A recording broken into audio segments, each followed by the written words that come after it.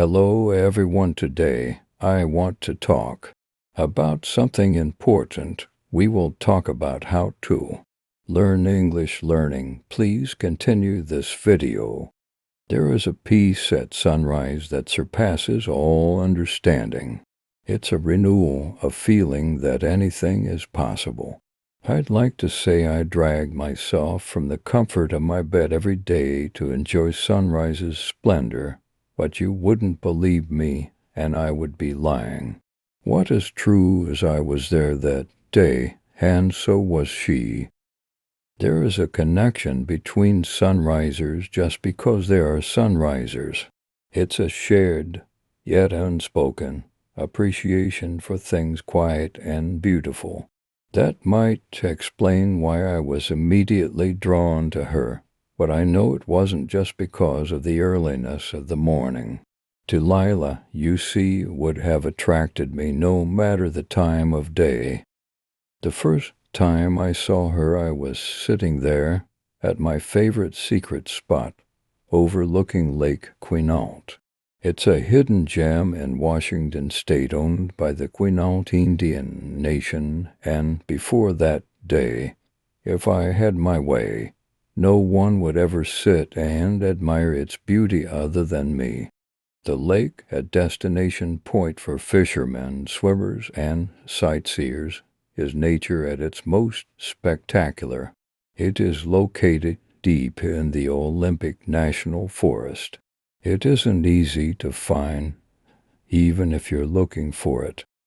Once discovered, even the most magnanimous outdoorsmen will keep this secret to themselves. In an era where, too often, free time is wasted in front of a flat-screen TV, Lake Quinault is a reminder of the reasons for taking vacations, and the sunrise over the lake is God's definition of must-see. That particular trip occurred in early summer.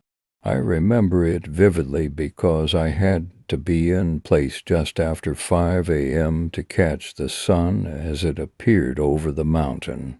Summer is the best time to watch the sunrise because no one in their right mind would be up early enough, nor would be hardy enough to make the journey to my secret spot.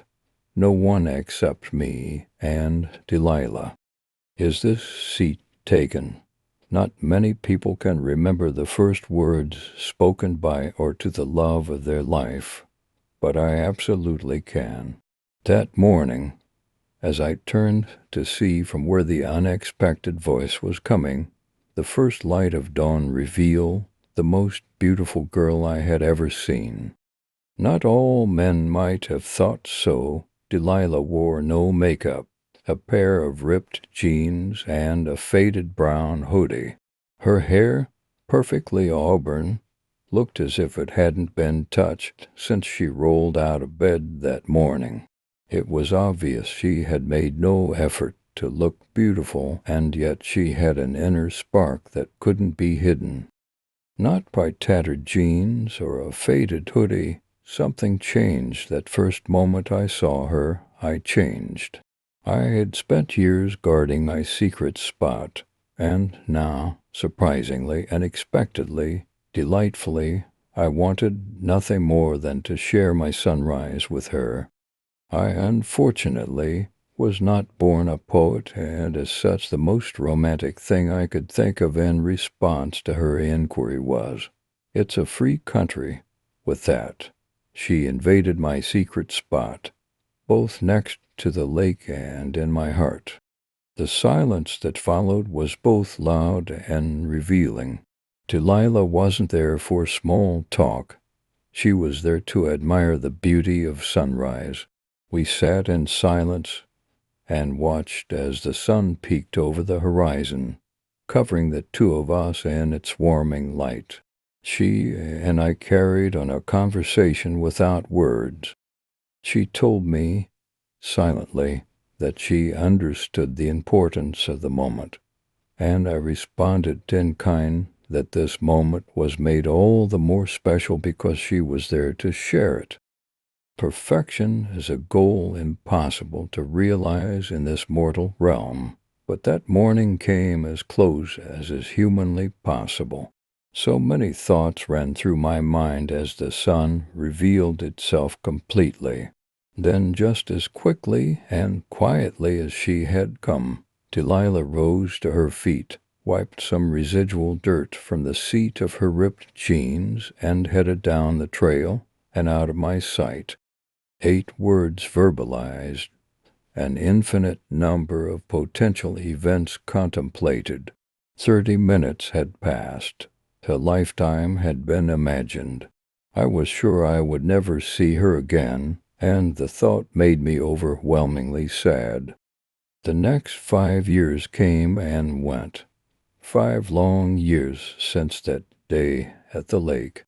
There were first dates, first kisses, and the words "I love you" exchange. Yet every time fate or intention would reach down and sabotage promise, I became determined to find peace in my solitude. There was always a reason or an excuse for my ending every potential relationship, but at its core was a shared sunrise and a conversation that didn't happen. I went to our spot from time to time to see the sunrise, not for her. At least, that's what I told myself. I had given up without realizing I was hoping to see her again, hoping to feel what I felt that day, hoping she would be there, and then it happened. It was once again summer. It was sunrise, but this time she was there. Is this seat taken? It's a free country, the same 8 words. At the time, I didn't know that she, too, had often made the trip back to our secret spot. Seeing her again, I knew I wouldn't let the opportunity slip from my grasp, not a second time. When the sun had completed its part in our play, Delilah rose to her feet and wiped the dirt from her jeans exactly as she had done 5 years earlier. This time, however, I stood up as well. "My name is Peter. I don't like coffee, but I'd really like to have a cup with you." "My name is Delilah," she responded matter-of-factly, "and I would be glad to share a cup of Joe." She called it Joe. It's funny, the things that confirm that a love is real. I couldn't tell her that day, for fear of losing her, but at that moment I was sure. I had said "I love you" to others before, but it was obvious to me that I had lied. For in that moment I was finally sure what love felt like. Lifetimes are only lifetimes when viewed in reverse. A cup of coffee became a dinner date became a commitment became a proposal, and a proposal became forever.